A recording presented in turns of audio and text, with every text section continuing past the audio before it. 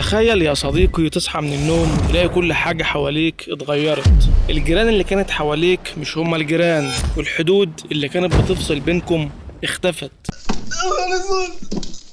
لا حول ولا قوة إلا بالله. وحصل مع مين الكلام ده يا أبو حميد؟ بولندا يا صديقي. بولندا شافت جيرانها بتتغير بالكامل قدام عينيها في أقل من 3 سنين. قبل سنة 1990 كانت حدودها مع الاتحاد السوفيتي من الشرق والشمال، ومع تشيكوسلوفاكيا من الجنوب، وألمانيا الشرقية من الغرب. لكن سنة 1990 اتحدت ألمانيا الشرقية مع ألمانيا الغربية، وسنة 1991 الاتحاد السوفيتي انهار واتقسم ل 15 دولة، وظهرت دولة جديدة ضخمة اسمها روسيا. والجزء الصغير ده هو تابع لدولة روسيا وموجود لحد النهاردة على حدود بولندا، ومعاها بيلاروسيا وليتوانيا وأوكرانيا. وبعدها بسنتين تشيكوسلوفاكيا اتقسمت لدولتين، دولة التشيك ودولة سلوفاكيا. وده أكبر دليل يا صديقي إن خريطة العالم دايما بتتغير، وإن الحروب والسياسة ليهم أكبر دور في إعادة تشكيل ورسم الخريطة. وهو ده سعادتك اللي هنحكي ونفرم كل تفاصيله في حلقة النهاردة. وفي هدية جميلة سايبها لك في آخر الفيديو، فتأكد إنك تسمع الفيديو للآخر. ازيكم يا شباب، عاملين ايه؟ يا رب تكونوا بخير وفي سعادة. أهلا بيكم في الحلقة الأولى من شرح وفرم منهج الجغرافيا السياسية. وفي حلقة النهاردة هنشرح الدرس التمهيدي بالكامل يا جيو، أيوة بالكامل. فمن غير كلام كتير جهز قلمك وكشكولك ومشروبك الجميل، ويلا بينا نخش في التفاصيل. بص بقى يا سيدي، الدرس التمهيدي أنا بعتبره أهم درس في المنهج، ولذلك قسمته لك ل6 عناصر. هنبدأ ناخدهم عنصر عنصر ونفرم كل عنصر بكل تفاصيله. ما تقلقش، مش هنسيب كلمة. عارفين يا شباب إنكم شطار وعندكم حلم وطموح، وعلشان كده احنا هنا عشان نخلي الجغرافيا مش مجرد مادة بتذاكرها، لا دي حكاية بنعيشها سوا، قصة مشوقة فيها مفاجآت واستنتاجات هتخليك تحب المادة وتجيب فيها أعلى الدرجات بإذن الله. فما تنساش بقى اللايك والاشتراك عشان تتابع فيديوهاتنا الجديدة أول بأول، وشير بقى مع كل أصحابك. ويلا بينا أثبت لك إن العالم يا صديقي ليس بثابت. عمرك فكرت في شكلك وانت صغير؟ كنت طفل صغير بريء، صح؟ دلوقتي ما شاء الله بقيت شاب أو شابة وعندك أحلام وطموحات. شكلك اتغير أكيد وملامحك اختلفت. العالم بتاعنا برضو يا حبايبي مش ثابت، وشكله وملامحه بتتغير باستمرار. الخريطة اللي بتوضح لك الدول دي طول الوقت بتتغير. ركز معايا ويلا اثبت لك. شهدت خريطة العالم السياسية تغيرات مستمرة على مر التاريخ، وتمثل ذلك فيه الله على كل الناس الشاطرة مركزة معايا بقى، دخلنا في الجد خلاص ركز. رقم 1، ظهور دول واختفاء دول. كان يا مكان يا حبايبي كان في عندنا دولة عملاقة اسمها الاتحاد السوفيتي. كانت كل الألوان اللي شايفها قدامك على الخريطة دي كلها عبارة عن دولة واحدة. لكن في أواخر القرن العشرين، يعني سنة 1991، الاتحاد السوفيتي ده اتفكك لكام دولة بقى يا بطل؟ اتفكك ل15 دولة، أشهرهم دولة روسيا، ودي أول دولة وكان ليها نصيب الأسد من مساحة الاتحاد السوفيتي. يجي بعدها في آسيا دولة أوزبكستان وتركمانستان وكرغيزيا أو بنسميها كرغستان وطاجيكستان. شوف انت كده هتلاقي كلك آخرهم كلمة ستان، وستان دي معناها أرض، فستان وستان وستان وستان يعني كازاخستان. ودي الدولة الستة اللي بتيجي معاهم. ودي برضو حبايبي أكبر دولة حبيسة في العالم.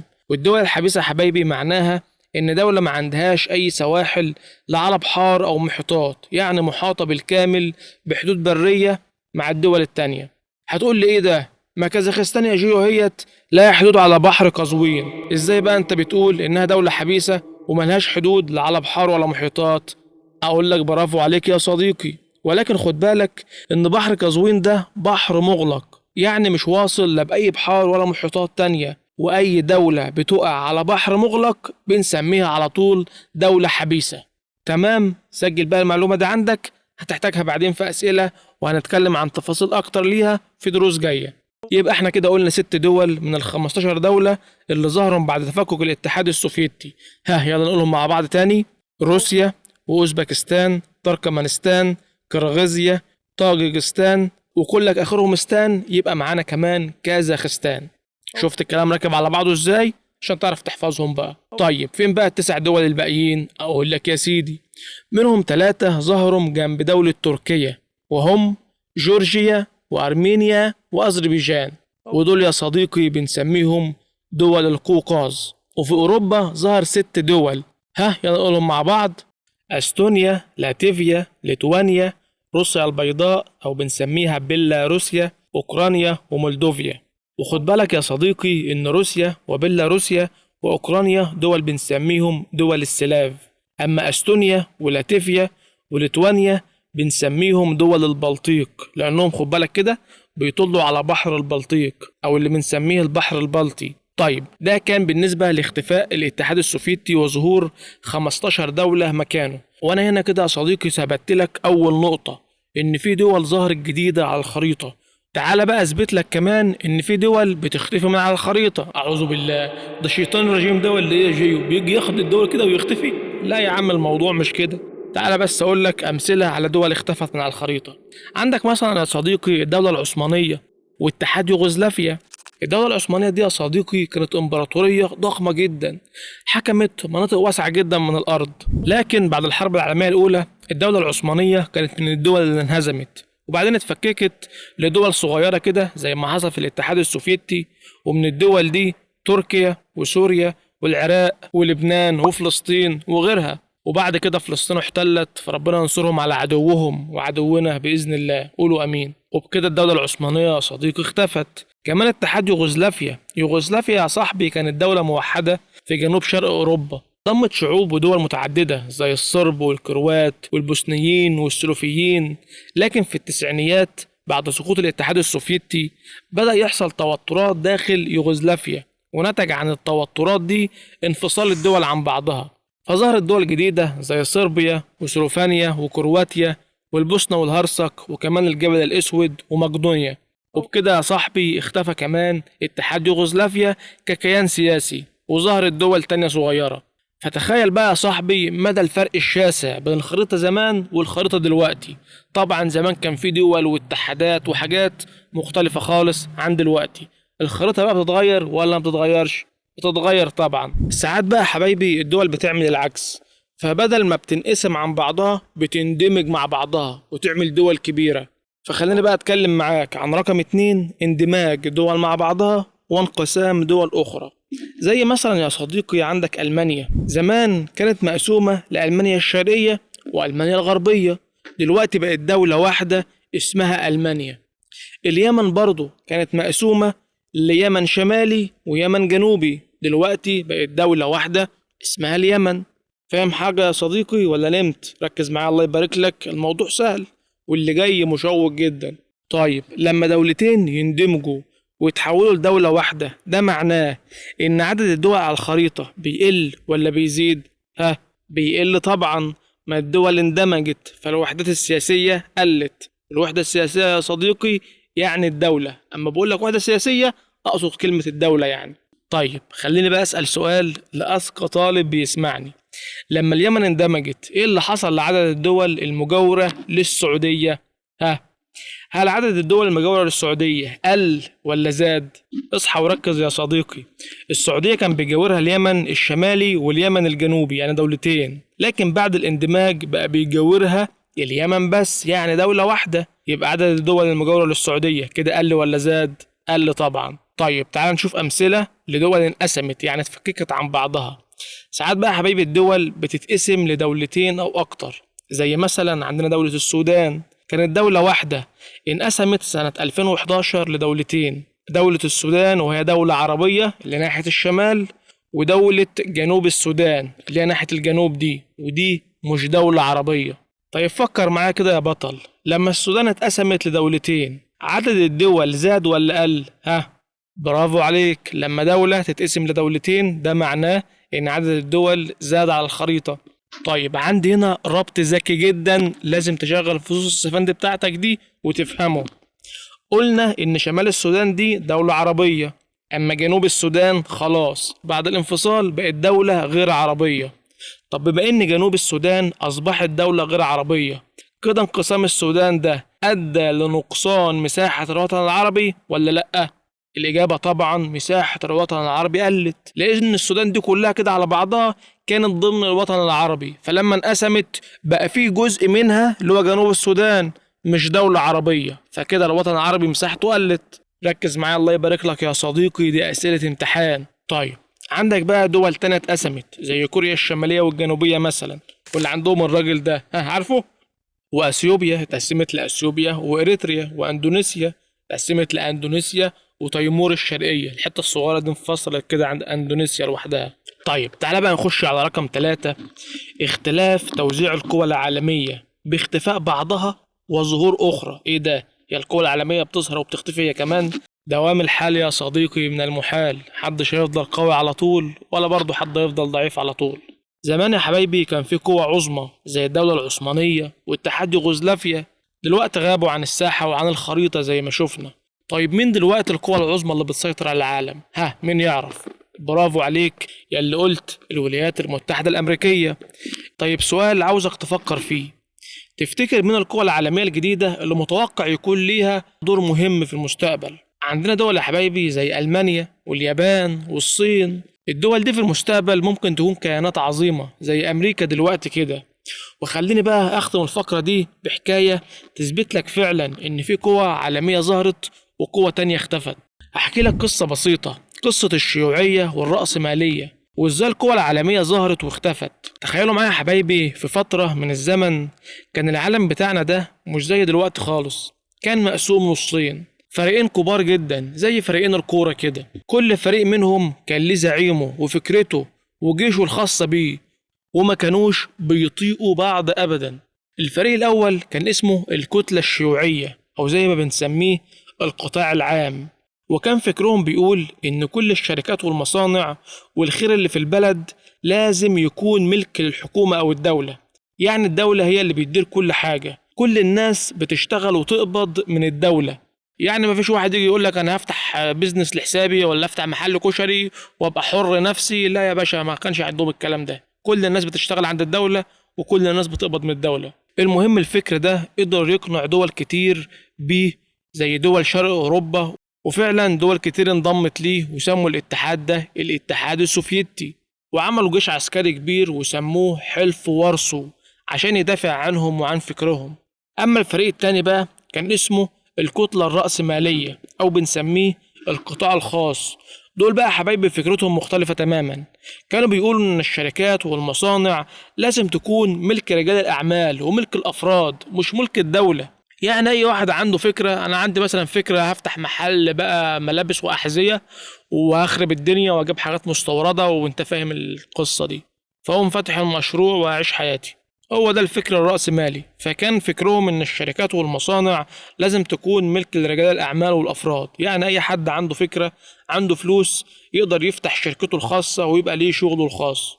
المهم الزعيمة للفكر ده كانت امريكا، وامريكا قدرت هي كمان تضم دول ليها وخصوصا دول غرب اوروبا، وعملوا جيش قوي سموه حلف الناتو. يبقى ركز معايا، دول غرب اوروبا راحت مع امريكا، اما دول شرق اوروبا راحت مع الاتحاد السوفيتي او روسيا، يعني نص اوروبا دي كانت خناقه وضرب نار بين الاتحادين، وخصوصا دولة المانيا هي دي بقى كانت الخناقه الصح، وعشان كده المانيا اتقسمت لنصين، المانيا الشرقيه والمانيا الغربيه، وكان بيفصلها سور اسمه سور برلين، جزء منها راح للاتحاد السوفيتي والجزء التاني راح للاتحاد الرأسمالي اللي هو كان تبع امريكا. المهم يا صديقي فضل العالم كله لفترة طويلة جدا في صراع بين القوتين دول، الاتحاد السوفيتي وأمريكا، كل واحد منهم عاوز يفرض سيطرته وفكره على العالم كله، لكن ما كانش في بينهم حرب مباشرة، يعني ما كانش في موت ودمار وكده، عشان كده سموا الحرب بين الكتلتين دول الحرب الباردة أو الحرب الأيديولوجية. واكتب عندك إن الحرب الأيديولوجية معناها هو الصراع القائم على الأفكار أو المبادئ، يعني حرب من غير سلاح. المهم العالم كله كان خايف لا تقوم حرب عالمية تالتة تدمر كل حاجة. سنة 1990 الاتحاد السوفيتي ده اللي كان قائد الكتلة الشيوعية بدأ ينهار، والسبب مفاجأة، زعيم الاتحاد السوفيتي نفسه واللي كان اسمه جورباتشوف، الزعيم ده هو السبب في انهيار الاتحاد السوفيتي. متخيل ان الزعيم ده كان عنده ميول للنظام الرأسمالي، زعيم الكتلة الشيوعية وعنده ميول للنظام الرأسمالي اللي هو العدو بتاعه. المهم ان جورباتشوف ده كان شايف ان السبيل للتقدم والازدهار الاقتصادي انه يفتح المجال لبعض الناس يعملوا مشاريع رأسمالية داخل الاتحاد السوفيتي. يعني كان بينفذ الفكر الرأسمالي ولكن بشكل محدود شوية، ولكن الطاولة اتقلبت عليه. وللأسف الدول اللي كانت متحدة مع الاتحاد السوفيتي ما عجبهاش الكلام ده، وبدأ الاتحاد السوفيتي في التفكك، وتفكك فعلا يا حبايبي زي ما شفنا ل 15 دولة. وبعد انهيار الاتحاد السوفيتي مين بقى اللي ينفرد بالساحة لوحده؟ برافو، أمريكا. أصبحت هي القوى العظمى الأولى والوحيدة في العالم سياسيا واقتصاديا. وده بقى أدى لظهور حاجة جديدة سموها النظام العالمي الجديد. النظام العالمي الجديد ده بقى يا حبايبي يتميز بحاجة اسمها الشمولية. يعني إيه الشمولية؟ يعني الدول الرأسمالية الكبيرة دي زي أمريكا ودول غرب أوروبا اللي كانت متحدة طبعا مع أمريكا في النظام الرأسمالي، الدول بقى الكبيرة دي بدأت تسيطر وتهيمن على دول العالم الثالث، الدول النامية والفقيرة دي. السيطرة دي مش علشان بس تاخد مواردها والثروات والخير اللي عندها، لأ، ده علشان كمان تاخد مقدراتها الفكرية. يعني تاخد علمائها وعقولها المتميزة، بياخدوهم يقدروهم ويستفادوا من علمهم، ويسيبونا احنا في جهلنا وفقرنا زي ما احنا كده. وده يا حبايبي الدليل على ظهور قوة واختفاء قوة تانية، زي ما الاتحاد السوفيتي اختفى والولايات المتحدة الأمريكية اللي هو النظام الرأسمالي ظهر وعمل النظام العالمي الجديد. طيب رقم 4 بقى صديقي والأخير في الجزئية دي، نسج وتمزق العلاقات الدولية. الدول يا حبايبي زي البشر بالظبط، ساعات بتكون علاقاتها قوية وفي تحالف بينهم، وساعات العلاقات دي بتتمزق وبتنتهي. والدليل يا حبايبي على تمزق علاقات دولية زي ما حصل لما انهارت عصبة الأمم واللي اتكونت بعد الحرب العالمية الأولى. عصبة الأمم دي يا حبايبي عملوها بعد الحرب العالمية الأولى عشان يعني تمنع حدوث حروب تانية وتنشر السلام في العالم بين الدول وكده، لكن المنظمة دي فشلت. والدليل على فشلها هو قيام الحرب العالمية التانية. معنى قيام الحرب العالمية التانية إنها ما قدرتش تنشر السلام وما قدرتش تحافظ على الدول إن ما يحصلش بينها حروب، فالمنظمة دي فشلت بدليل قيام الحرب العالمية التانية. المهم بعد الحرب العالمية التانية تقوم مكان عصبة الأمم دي منظمة جديدة اسمها منظمة الأمم المتحدة. والمنظمة دي برضو عملوها عشان تنشر السلام وتحافظ إن مفيش يبقى في حروب بين الدول والكلام ده. وهو ده يا حبايبي الدليل على نسج علاقات دولية وتمزق علاقات دولية. منظمة زي الأمم المتحدة أو عصبة الأمم دي كانت بتضم معظم دول العالم، فلما أقول لك تمزق علاقات أنا كده أقصد عصبة الأمم اللي هي خلاص انتهت. أما لما أقول نسج علاقات يبقى أنا كده أقصد الأمم المتحدة واللي هي مستمرة وقائمة حتى الآن، على الرغم إن في حروب زي حروب روسيا وأوكرانيا وفلسطين المحتلة لحد وقتنا الحالي، واللي ممكن بسبب الكلام ده نوجه نقد مباشر لمنظمة الأمم المتحدة إن أنت كده مش شايفة شغلك ومش محققة السلام في العالم ولا قادرة تمنع الحروب. ودي نقط هنتكلم فيها في دروس جاية قدام. فالمهم يا حبايبي ملخص التغيرات دي كلها إن خريطة العالم السياسية في حركة مستمرة، وأظن طول الفيديو وأنا بثبت لك النقطة دي. فقلمك وورقتك معاك واكتب بقى أهم الملاحظات ونواتج التعلم اللي طلعنا بيها من الجزئية دي. اكتب عندك إن خريطة العالم السياسية متغيرة وليست ثابتة. فرقم 1 عند انقسام الدول إلى دولتين أو أكتر فإن عدد الدول العالم يتزايد. برافو. انقسمت دولة السودان إلى السودان وجنوب السودان، وقلنا إن جنوب السودان بقت دولة غير عربية خلاص، بالتالي نقصان مساحة الوطن العربي. طب رقم 3 عند اتحاد دولتين في دولة واحدة فإن عدد دول العالم يتناقص، كاتحاد ألمانيا الشرقية وألمانيا الغربية، واللي بقوا دولة واحدة اسمها ألمانيا الاتحادية واللي موجودة غرب أوروبا. اكتب بقى ملحوظ عندك هتفهمك معلومات كتير، إن ألمانيا في أوائل القرن العشرين كانت دولة واحدة بعد انتهاء الحرب العالمية التانية، وبعدين انقسمت لألمانيا الغربية وألمانيا الشرقية، ثم بعد كده تم هدم سور برلين واندمجت مرة أخرى نهاية القرن العشرين يعني سنة 1990. رقم 5 من الدول العربية التي اتحدت واندمجت دولة اليمن، حيث اتحد اليمن الشمالي واليمن الجنوبي في دولة واحدة. اكتب كمان عندك ان الاتحاد السوفيتي اتفكك ل 15 دولة، والدول دي هي روسيا، كرغيزيا، طاجيكستان، تركمانستان، اوزباكستان، كازاخستان، وجورجيا، ارمينيا، اذربيجان، اوكرانيا، بيلاروسيا، مولديفيا، ليتوانيا، لاتفيا، استونيا. رقم 7، بعد تفكك الاتحاد السوفيتي زاد عدد الدول المجاورة لدول زي الصين وأفغانستان وإيران وتركيا وبولندا ورومانيا. اصحى معايا وركز الله يبارك لك، دي نواتج تعلم ومعلومات هتحل بيها أسئلة كتير جدا، اكتب ورايا ما تكسلش. رقم 8، منغوليا لم تتأثر حدودها بتفكك الاتحاد السوفيتي. رقم 9، اتحاد يوغوسلافيا اتفكك يا حبايبي ل5 دول جنوب شرق أوروبا، وانقسمت تشيكوسلوفاكيا لدولتين، دولة التشيك ودولة سلوفاكيا زي ما خلاص شفنا. رقم 10، معظم الدول اللي انفصلت عن الاتحاد السوفيتي دول حبيسة، ومنها الدول التي تطل على بحر قزوين، وبحر قزوين ده بحر مغلق، عدا دولة جورجيا وأوكرانيا اللي بتطل على البحر الأسود، والبحر الأسود ده بحر مفتوح. ركز في نقطة البحر المغلق والبحر المفتوح، أي دولة على بحر مغلق دي كده دولة حبيسة. دولة أستونيا ولاتفيا وليتوانيا بتطل على البحر البلطي، وده طبعا بحر مفتوح.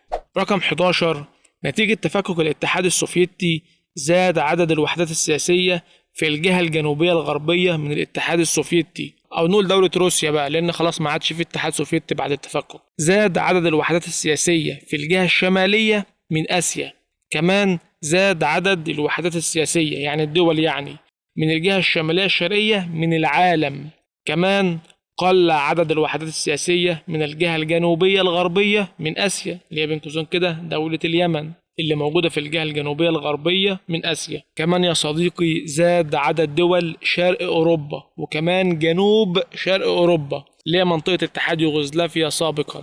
اكتب كمان عندك يا صاحبي قل عدد الوحدات السياسية غرب أوروبا بسبب اندماج ألمانيا، لأن ألمانيا دي من دول غرب أوروبا، فلما اندمجت قلت عدد الوحدات السياسية. كل الدول اللي اتفككت عن الاتحاد السوفيتي تقع شمال مدار السرطان. بص كده على الخريطة هتلاقي كل الدول اللي اتفككت عن الاتحاد السوفيتي موجودة في شمال مدار السرطان.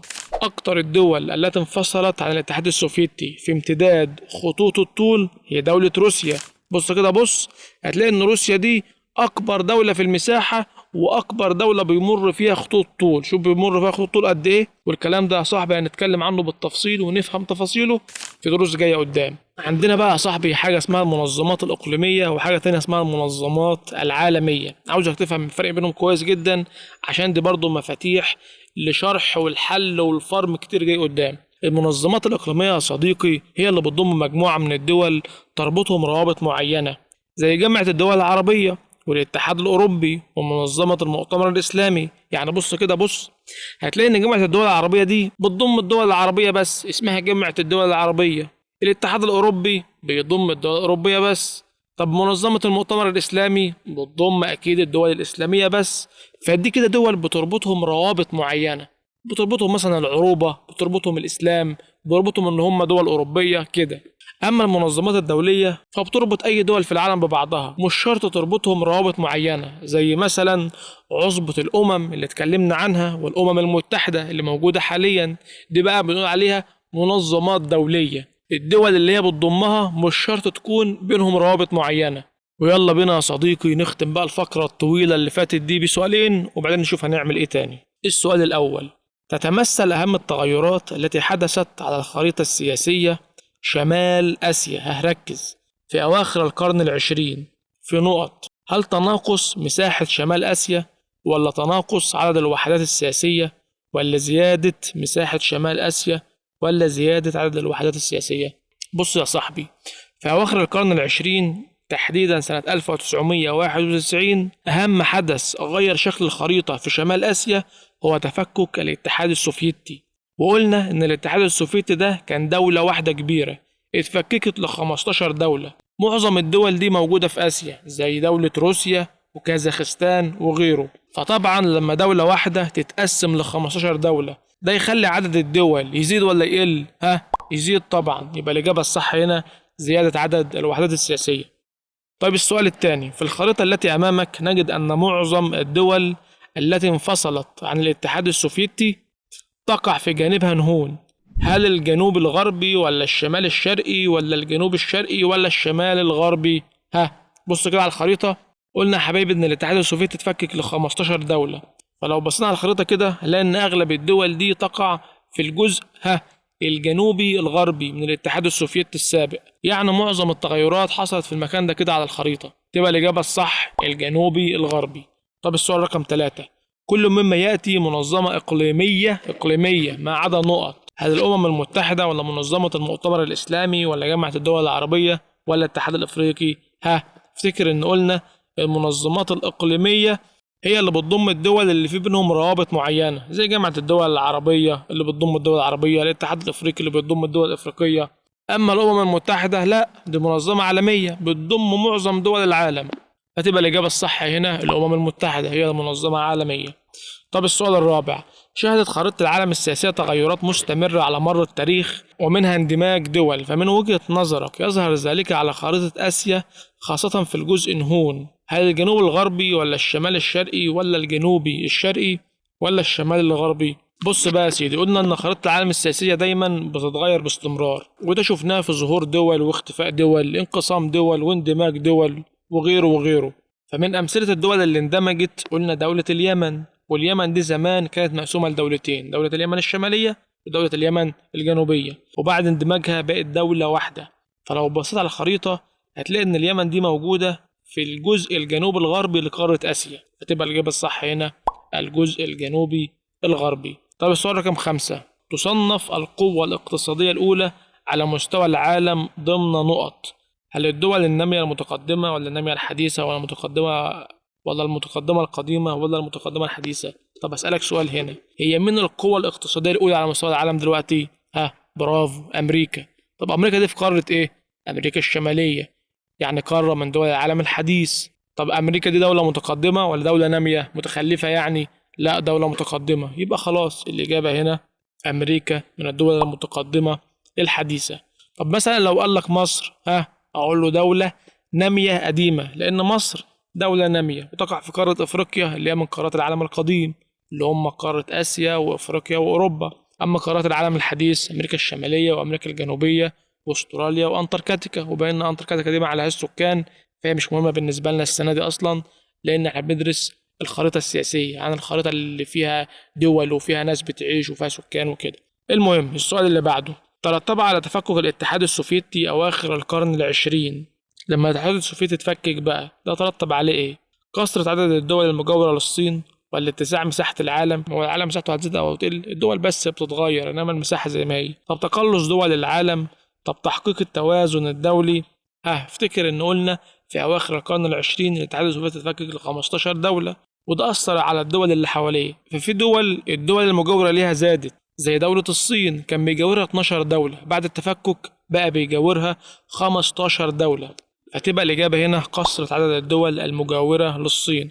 أما مساحة العالم فما بتتغيرش، ثابتة زي ما هي، الدول بس هي بتتغير. كمان تفكك الاتحاد السوفيتي ده خلى أمريكا تبقى القوة العظمى الوحيدة في العالم، وده أدى لعدم توازن القوى، مش تحقيق التوازن الدولي. طيب السؤال اللي بعد كده، إذا شهدت خريطة العالم زيادة عدد الوحدات السياسية فإن ذلك دليل على إيه؟ لو عدد الوحدات السياسية عن الدول زادت فده دليل على انقسام دول، ظهور قوى عظمى، اندماج دول، اختفاء امبراطوريات. الدول زادت يبقى أكيد انقسام دول، برافو. من الدول التي لم تتأثر حدودها بتفكك الاتحاد السوفيتي مين؟ الصين؟ لا، لسه قايلين الدول زادت على حدودها. طب تركيا، إيران، الهند؟ خليني أقول لك إن تركيا وإيران كمان حدودهم اتأثرت بتفكك الاتحاد السوفيتي، ففي دول ظهرت جديدة جنبهم، لكن الهند بعيدة عن الاتحاد السوفيتي وعن الموضوع ده، فالإجابة هنا تبقى دولة الهند. طب السؤال رقم 10، شهد الوطن العربي الإفريقي تغيرات في الألفية الثالثة تمثلت في نقط. افتكر إن الألفية الثالثة يعني تالت 1000 سنة، من سنة 1 ل1000 دي الألفية الأولى، من 1000 ل2000 الألفية الثانية، من 2000 ل3000 دي الألفية الثالثة. إيه اللي حصل بقى في الألفية الثالثة بيخص الوطن العربي؟ ممكن السودان؟ تعال نشوف كده. نقص في مساحة الوطن العربي ولا ثبات في عدد الدول الوطن العربي ولا نقص في مساحة الوطن العربي وثبات في عدد دوائر العرض الخاصة بالوطن العربي ولا جميع ما سبق؟ لا، تبقى الإجابة جيم، نقص في مساحة الوطن العربي بسبب انفصال جنوب السودان عن السودان وأصبحت دولة غير عربية، فكده مساحة الوطن العربي قلت. أما دوائر العرض اللي بتمر بالوطن العربي ثابتة زي ما هي ما اتغيرتش، واخيرا هندخل في الجزء الثاني من الدرس واللي هنفهم فيه يعني ايه اصلا الجغرافيا السياسية. اصحى بقى وركز معايا وخلي عينك مركزة قوي على اي كلمة قوة. طيب بما ان العالم يا حبايبي بتاعنا ده مش ثابت وبيتغير على طول، تفتكر مين العلم اللي مسؤول عن دراسة التغيرات اللي بتحصل في العالم دي؟ هنا بقى يا حبايبي يجي دور الجغرافيا السياسية. الجغرافيا السياسية يا صديقي مش مجرد مادة بتحفظها كده وخلاص، ده علم بيفهمك العالم حواليك ماشي ازاي. فالجغرافيا السياسية يا حبايبي هي فرع من فروع الجغرافيا البشرية. يعني ايه بشرية؟ يعني بتدرس كل حاجة من صنع الإنسان زي الدول ونشاطاتهم. طيب الجغرافيا السياسية دي بتهتم بدراسة ايه بالظبط؟ بتهتم بدراسة المقاومات الجغرافية، سواء المقاومات الطبيعية أو البشرية. المقاومات الطبيعية زي الموقع والمساحة والمناخ والتضاريس، والموارد المختلفة بقى زي البترول والغاز الطبيعي المعادن، كل دي مقاومات طبيعية. كمان بتدرس المقاومات البشرية زي عدد السكان وخصائصهم، واللي بنسميهم القوة الديموغرافية. القوة الديموغرافية هي السكان وخصائصهم، يعني مثلا نعرف عدد الذكور، عدد الإناث، قد إيه شباب، قد إيه كبار سن، قد إيه متعلمين، قد إيه غير متعلمين. كل دي حاجات في القوة الديموغرافية. الجغرافيا السياسية بقى يا حبايبي بتمسك الدولة، تدرس فيها المقاومات الطبيعية بتاعتها والمقاومات البشرية. وبعد ما تخلص دراسة المقاومات الطبيعية والبشرية دي تبدأ بقى تشوف التنظيم الداخلي للدولة، يعني تشوف الدولة دي بيحكمها مثلا ملك ولا نظام حكمها جمهوري رئاسي برلماني، ازاي تقسيمها الإداري ماشي، هل هي محافظات ولا ولايات ولا تقسيمها عامل ازاي بالظبط. بعد بقى ما الجغرافيا السياسية تدرس كل ده اللي هو المقاومات الطبيعية والمقاومات البشرية والتنظيم الداخلي للدولة، بعد ما تدرس كل ده بقى في الآخر خالص تقول لك الدولة دي قوية ولا ضعيفة. ايه ده بس كده؟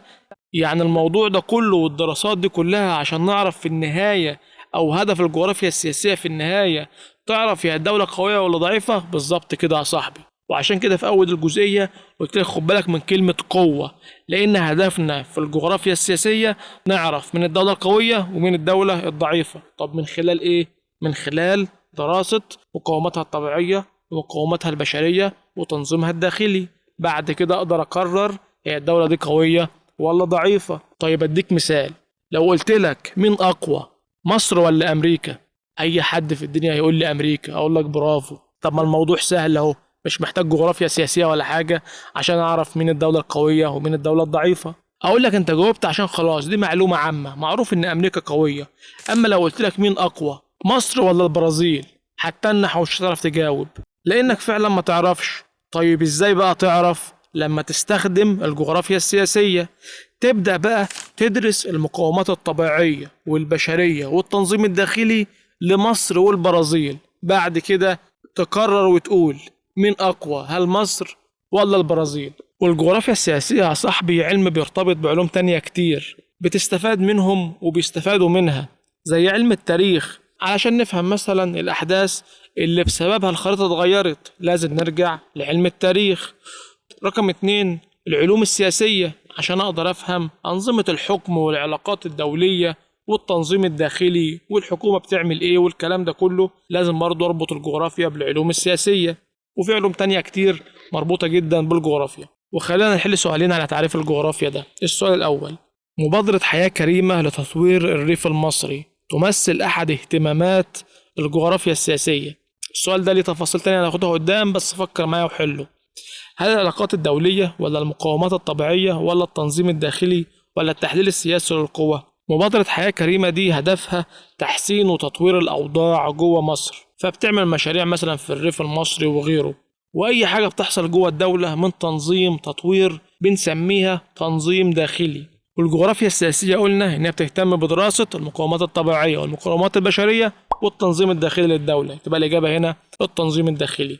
طيب دراسة الجغرافيا السياسية تعتمد على الاهتمام بركيزتين هما نقط. دراسة الجغرافيا السياسية تعتمد على ركيزتين. احنا قلنا خلاص ان الركيزتين بتوع دراسة الجغرافيا السياسية هما المقاومات الطبيعية والمقاومات البشرية، واللي بناء عليهم بنشوف بقى التنظيم الداخلي، بعدين نعرف قوة الدولة او ضعفها.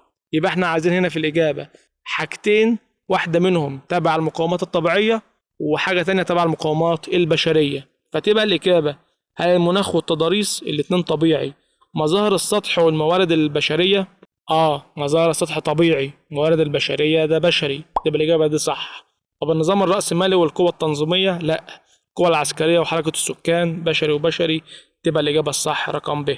طب السؤال اللي بعد كده، اكتسب علم الجغرافيا السياسية طابع العالمية والشمولية نتيجة علم الجغرافيا السياسية ده بقى نظام عالمي، الديناميكية المستمرة لخريطة العالم السياسية، يعني الحركة المستمرة للخريطة، ولا تعدد مجالات الجغرافيا السياسية، ولا تحديده لأولويات السياسة العامة للدولة، ولا اهتمامه بتحقيق التجانس الداخلي للدولة؟ تبقى الإجابة برافو، الديناميكية المستمرة لخريطة العالم، لأن زي ما شفنا أن خريطة العالم دايما باستمرار بتتغير. التغيرات والحركة السريعة أو الديناميكية السريعة المستمرة دي خلت مجال الجغرافيا السياسية واسع وخلاه يدرس العالم كله. ويلا بينا أعرفك على أفكار غيرت العالم، ونتعرف على علماء الجغرافيا السياسية. كل علم في الدنيا وراه ناس عمالقة فكروا وكتبوا وحطوا الأسس بتاعته، فالجغرافيا السياسية بتاعتنا دي ليها برضو علمائها، فقلمك وسجل ورايا كل كلمة نقولها. ونبدأ بواحد من أساطير الجغرافيا السياسية، وهو الفيلسوف أرسطو. بصوا يا حبايبي، الجغرافيا السياسية دي علم تطور على ايد علماء كتير على مر العصور. فتخيل معايا كده زمان جدا، تقريبا سنة 383 قبل الميلاد ولحد سنة 322 قبل الميلاد، يعني في القرن الرابع قبل الميلاد، ظهر في اليونان واحد عظيم، مش بس فيلسوف، ده كان بيفكر في كل حاجة حواليه. مين ده بقى؟ أكيد عرفته، عمك أرسطو. ركزوا يا حبايبي بقى في اللي جاي ده. أرسطو ده كان فيلسوف يوناني، يعني من بلاد الإغريق، برافو. واليونان أو بلاد الإغريق بقى جزء من قارة أوروبا، برافو، قلمك معاك وسجل ورايا كل كلمة نقولها. فلو بصيت على الخريطة هتلاقي إن اليونان دي بتقع شمال البحر المتوسط وفي جنوب شرق قارة أوروبا. يبقى لو قابلك أي حاجة في الامتحان بتشاور على علماء من شمال البحر المتوسط أو جنوب أوروبا أو من بلاد الإغريق، يبقى هو بيتكلم عن مين؟ برافو، عن عمك أرسطو. أرسطو ده يا حبايبي يعتبر أشهر من كتب في الجغرافيا السياسية قديما، وخد بالك إن مش هو اللي اخترع اسم الجغرافيا السياسية. هنعرف بعد شوية إن اللي كتب كتاب اسمه الجغرافيا السياسية واحد اسمه فريدريك راتزل، لكن أرسطو هو اللي حط أساسات الفكر ده. يعني نقدر نقول إن أفكاره تشابهت مع الجغرافيا السياسية، ولكن مش هو اللي حط اسم الجغرافيا السياسية، تمام؟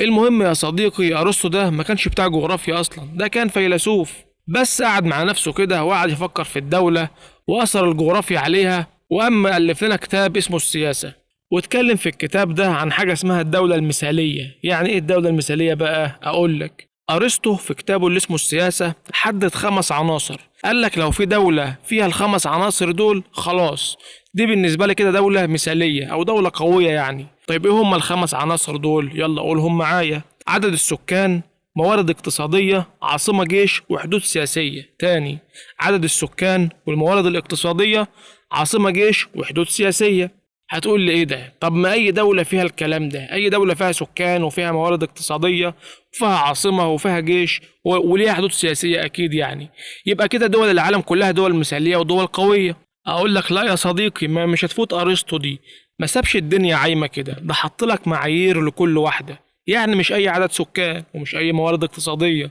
مش اي عاصمة، مش اي جيش، مش اي حدود. فتعالى يلا ناخدهم واحدة واحدة كده ونفهم كل تفاصيلهم. بس خد بالك ان احنا بنقول افكار انكتبت في القرن الرابع قبل الميلاد، يعني من زمان جدا، يعني ما كانش في التكنولوجيا اللي احنا فيها ولا كان في الحياة اللي احنا عايشينها دلوقتي.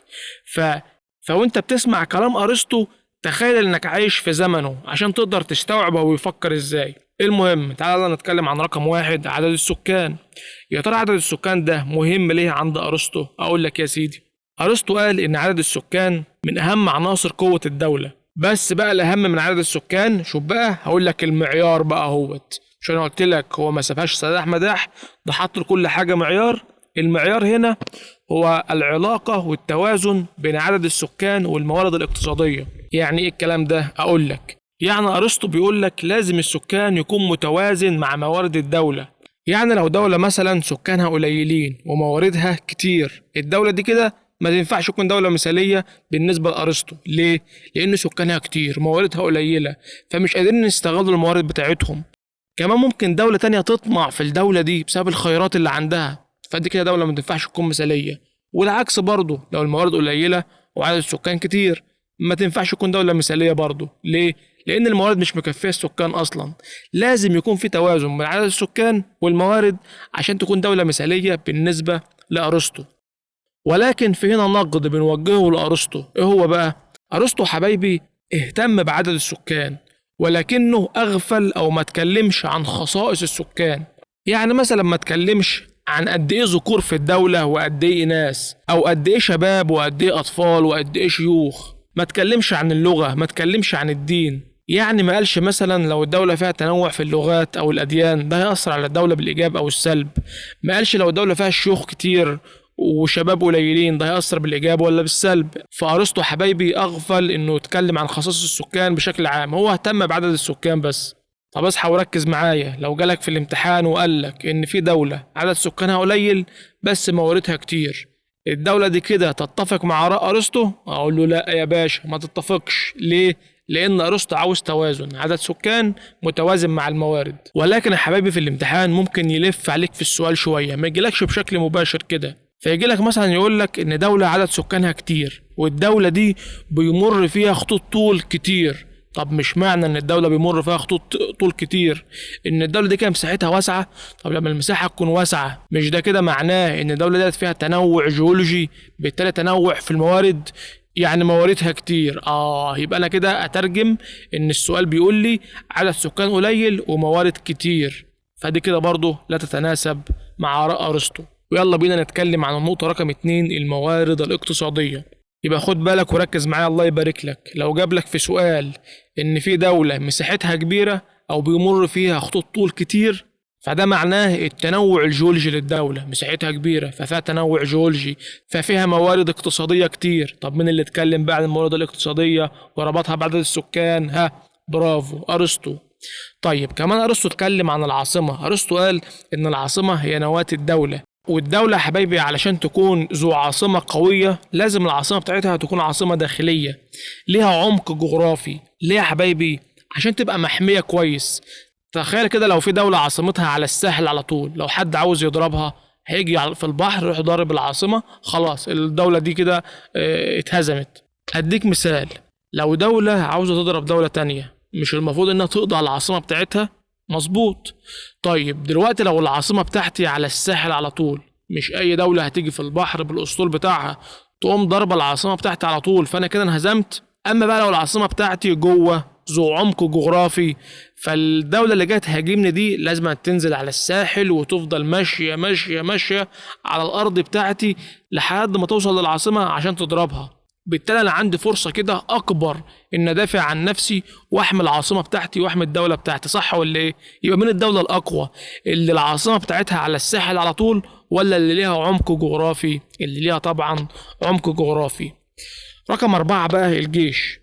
والجيش طبعا حاجة اساسية لاي دولة عشان تحمي حدودها ومواردها وسكانها. ورقم 5 الحدود السياسية، وركز هنا عشان فيها شوية تكات وتركات حلوين قوي.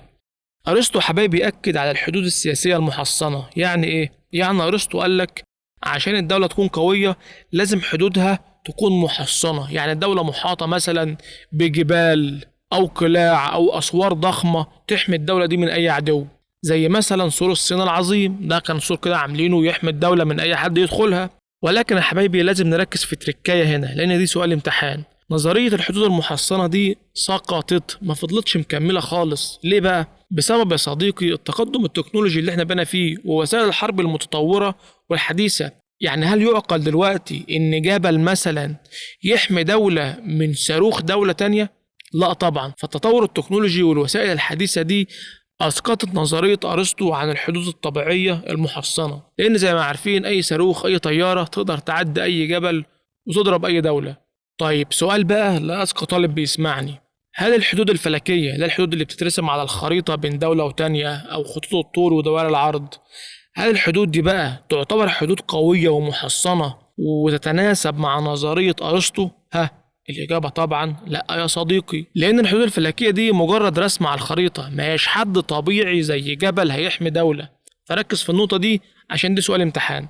أرسطو كمان يا صديقي ناقش نقطتين مهمين جدا، وهم موقع الدولة الجغرافي وتأثير المناخ عليها. فالموقع الجغرافي يا صديقي بيأثر على قوة الدولة أو ضعفها، وبيأثر كمان على علاقاتها الخارجية. يعني مثلا لو دولتك موقعها كويس، زي إن هي تكون دولة بحرية يعني ليها سواحل على البحر، مش دولة حبيسة يعني مقفولة من كل ناحية واليابس بيحاوطها من كل ناحية، فدولتك لو دولة بحرية دي تكون أقوى من الدولة الحبيسة، لأنها تقدر تتحرك في البحار وتعمل علاقات مع دول تانية وتعمل تجارة، واقتصادها يبقى أحسن كتير. كمان لو دولتك موقعها مركزي فده يكون أحسن من لو دولتك موقعها هامشي.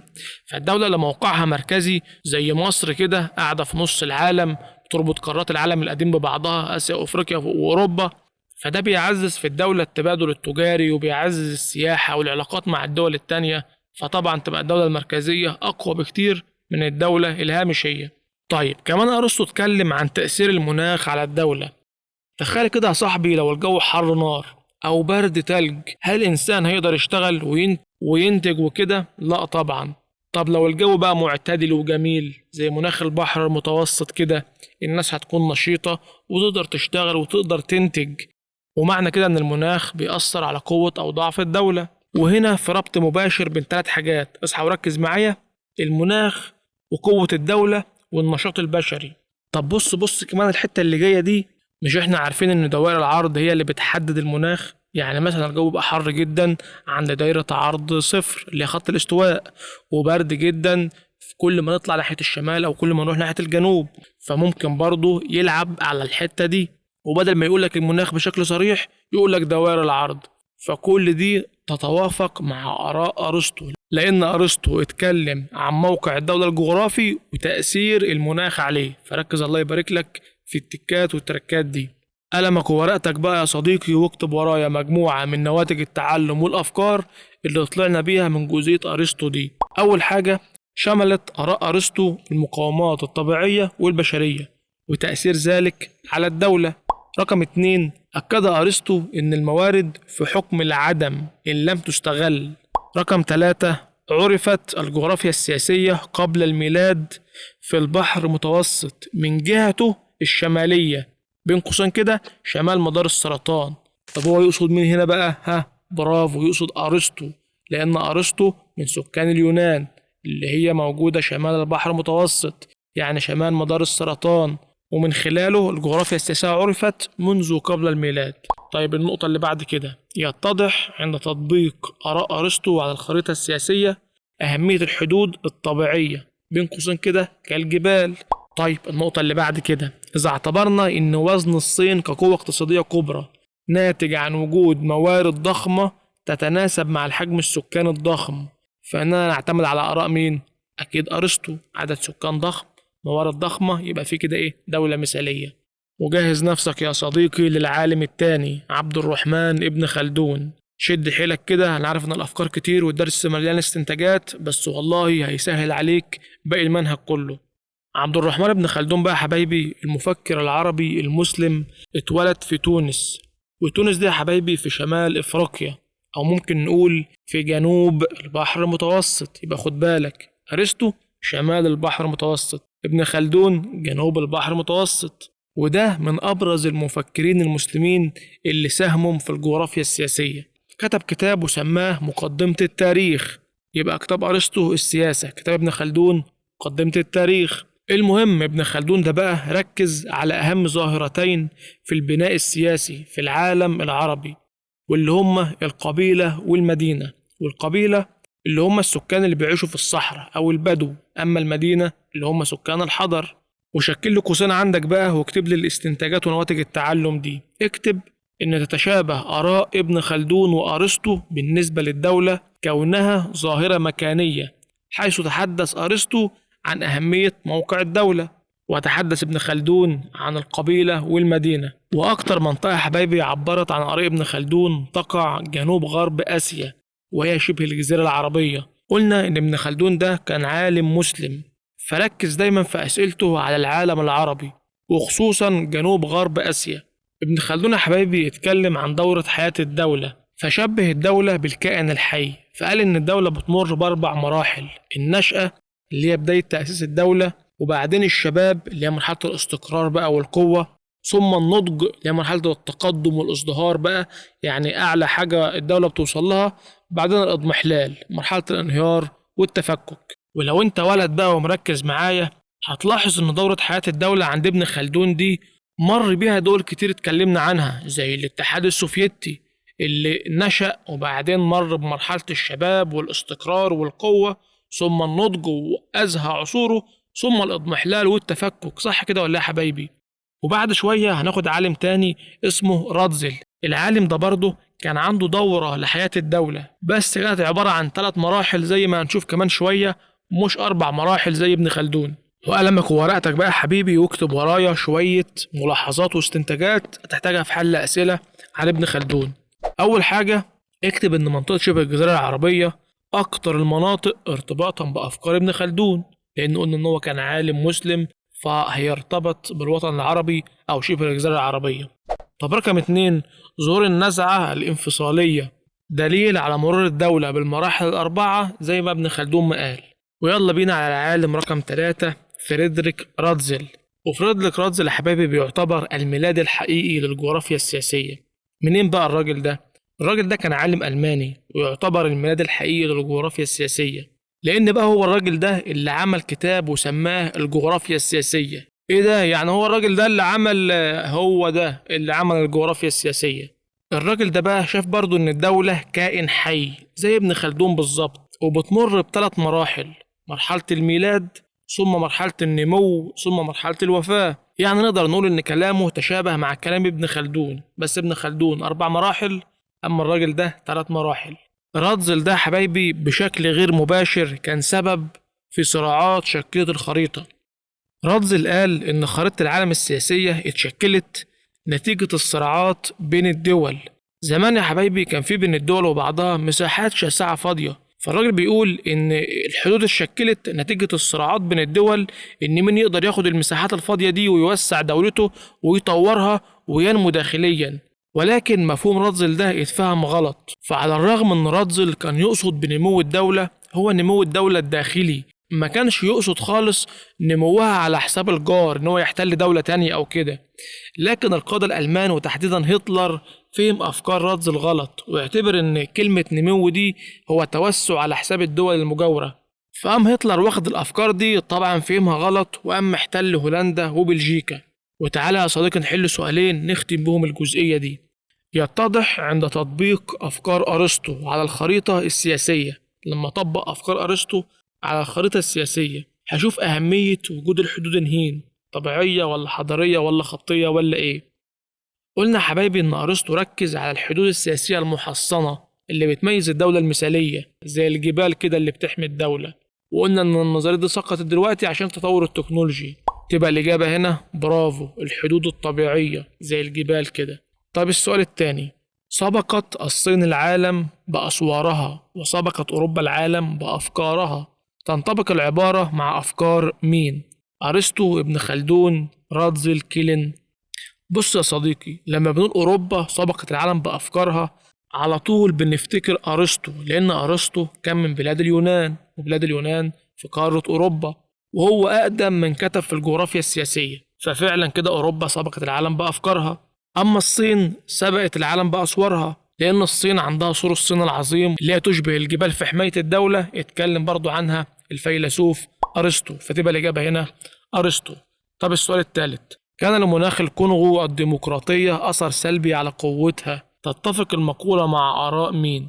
مناخ الكونغو كان له أثر سلبي على قوتها، من اللي اتكلم عن المناخ وإنه بيأثر على قوة أو ضعف الدولة، واتكلم كمان عن الموقع الجغرافي للدولة. هل أرسطو ولا ابن خلدون ولا رادزل ولا كيلين؟ تبقى الإجابة طبعا أرسطو، لأنه اتكلم عن تأثير المناخ على قوة أو ضعف الدولة، فقال لك لو جو حرارة قوي ده ما بيساعدش على الإنتاج، ولو برودة قوي ما يساعدش على الإنتاج، الجو المعتدل ده هو اللي يساعد على الإنتاج. عرفت الجغرافيا السياسية قبل الميلاد في البحر المتوسط من جهته، أكيد طبعا من جهته الشمالية ليه بقى الشمالية؟ لأن أرسطو من بلاد اليونان، وبلاد اليونان تقع في الجهة الشمالية من البحر المتوسط، يعني في قارة أوروبا. طيب السؤال اللي بعده، تجاهلت آراء أرسطو شرطا أساسيا من أركان الدولة، وهي إيه؟ هل القوة العسكرية، ولا النظام السياسي، ولا القوة الديموغرافية، ولا النشاط الاقتصادي؟ من الشاطر اللي هجاوب على السؤال ده؟ افتكر إن أرسطو اتكلم عن 5 عناصر: السكان والموارد والجيش والحدود السياسية والعاصمة. ولكن يا صديقي خليني أقول لك إن أرسطو تجاهل إنه يتكلم عن أنظمة الحكم داخل الدولة أو التنظيم الداخلي داخل الدولة، وده شرط أساسي في أركان أي دولة حديثة. فالإجابة هنا هتكون النظام السياسي. طب السؤال رقم 6، الموارد في حكم العدم إذا لم تستغل، تتفق العبارة مع آراء مين؟ أرسطو، ابن خلدون، راتزل، كيلين؟ هتبقى الإجابة هنا طبعا أرسطو. برافو. هو اللي ركز على علاقة السكان بالموارد، وقال إن الموارد لازم تتناسب مع عدد السكان. لو عدد السكان قليل مش هيقدروا يستغلوا الموارد، والدولة دي بالتالي مش هتكون دولة مثالية. إذا فالموارد في حكم العدم إذا لم تستغل.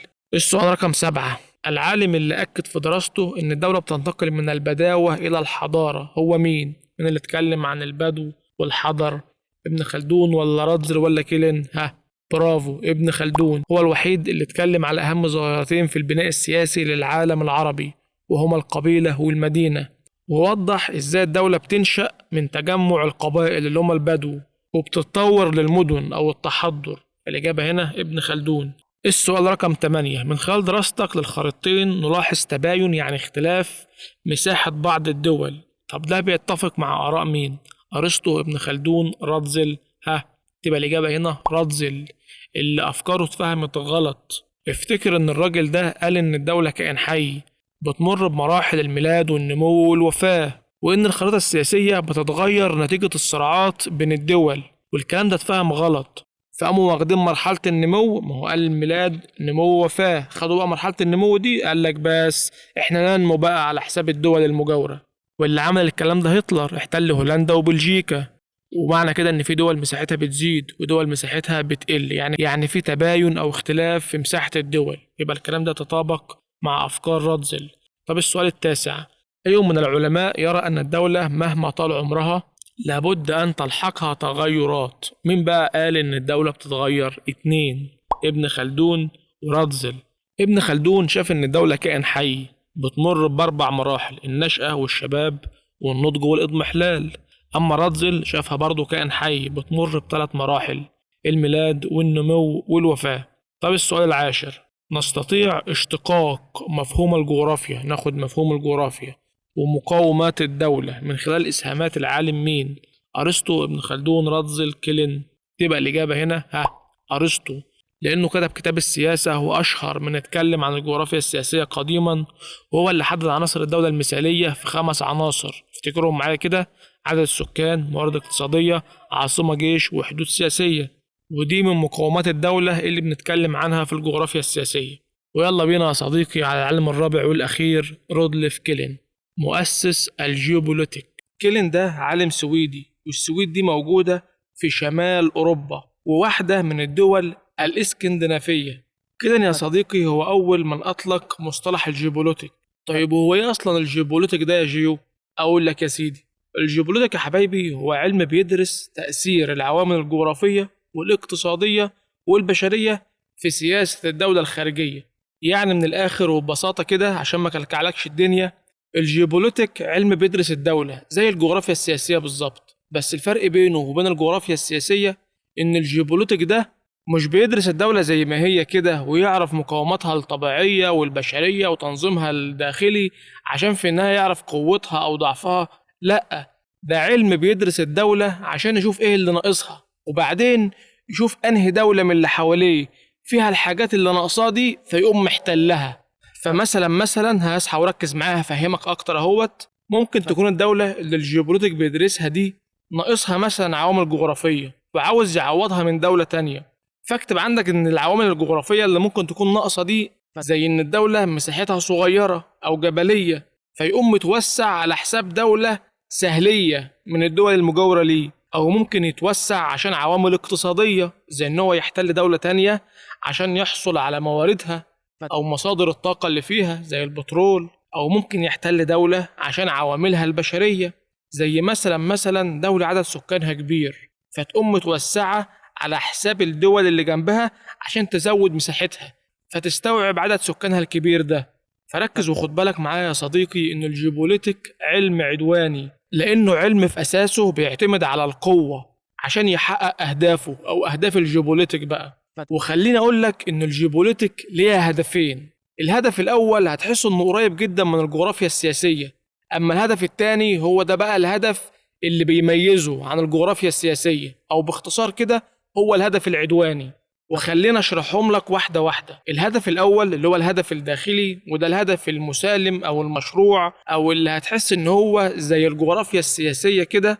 والجيوبوليتيك هنا هدفها هي وحدة وانسجام الشعب داخل الدولة. يا سلام، شفت الهدف الأول جميل إزاي؟ عاوزة تخلي الشعب كله متجانس، مفيش بينهم لا ثورات ولا مشاكل، الناس عايشة عيشة كويسة، عيشة كريمة، بيحبوا بعض، والدولة داخليا بتتطور.